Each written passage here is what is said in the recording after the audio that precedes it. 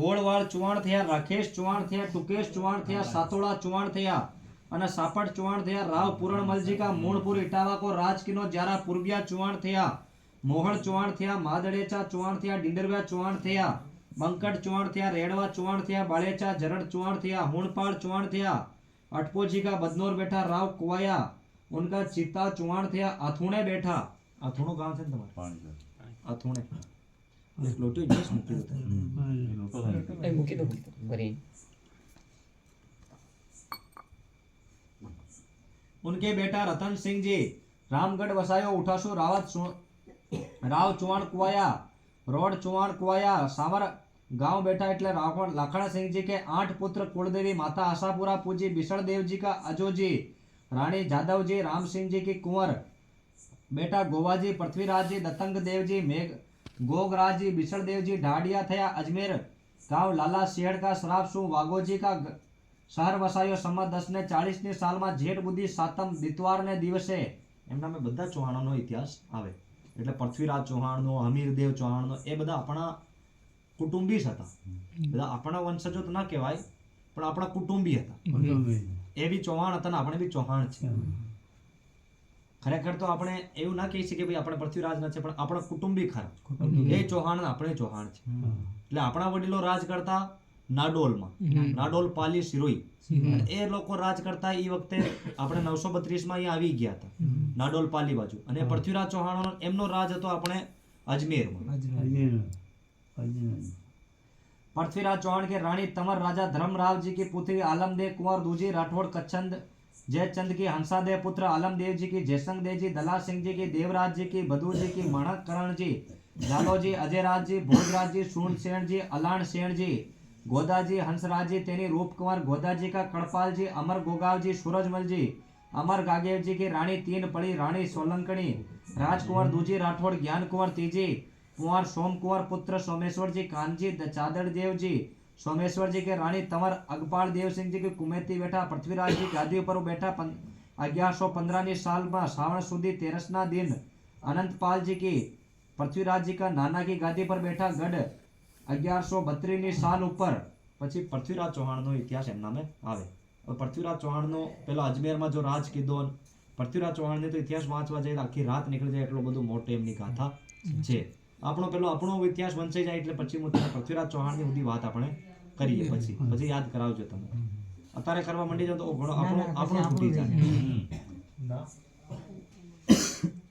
पृथ्वीराज जी का काका कानजी कड कन्नौज में मारी गया. उनके कुंवर ईश्वर सिंह जी, सिंगोजी, राजा कनक सेन जी का देवी प्रसन्न हुई. सोमेश्वर जी का पृथ्वीराज जी के रानी पड़ियार नाडराज जी की हंसा कुंवर पुत्र राणक राव जी के रानी राठौड़ जयचंद जी की सजन कुंवर गढ़ कन्नौज जी की दूजी सोलंकणी सूरदास जी के राणदेव पृथ्वीराज जी की बादशाह से लड़ाई कीनी. रतन सिंह जी का भीम बजेराव जी मान मरण के दत्तक बैठा. पदम सिंह जी सावर की गादी पर बैठा. गोपाल दास जी मकराने गादी पर बैठा. चावड़ देव जी का भीम बजेराव जी का जाली धना कुंवर बैठा. लक्ष्मण सिंह जी, गोपाल सिंह जी, पदम सिंह जी, वीर सेन जी, उमर फरोड़ जी, चांदो जी, बजेराज जी, वीरसेन जी का जीतो जी, रणधीर जी, जीतो जी, नामदेव जी गांव जात सिंह रणत पौर को किल्लो करायो संमत 1140 ની સાલમાં.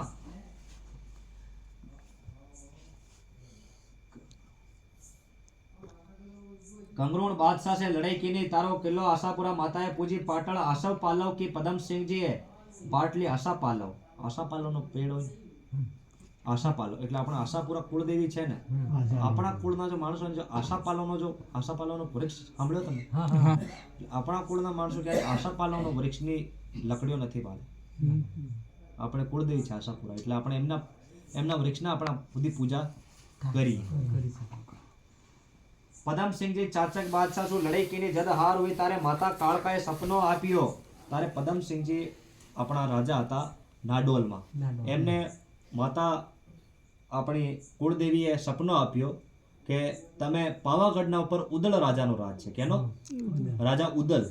અને ઉદલનો રાજ છે પાવાગઢ ઉપર છે તો તમે પાવાગઢ ઉપર જઈ અને ઉદલને મારીને તમારો રાજ થાય એવો માતાએ એમને સપનો આપ્યો.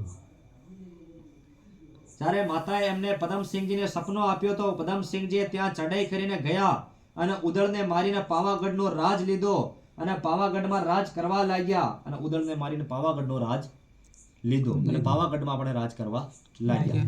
જો આપણે બધાથી પહેલા ક્યાં હતા? સાંબર હેડ અજમેર થી.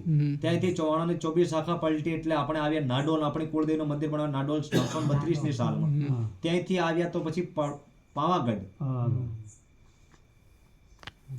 રાજા પદમસિંહજીની 7મી પેઢીમાં રાજા પતઈનો જન્મ થયો અને રાજા પતઈએ બહુ મોટો મહાકાળકાનો ભગત હતો અને માતા કાળકાએ સાક્ષાત એમના જોડે વાયતો કરતા. એટલે માતા કાળકાનો પતઈ રાજા બહુ મોટો ભગત હતો. રાજા પતઈને તો ઓળખે ને?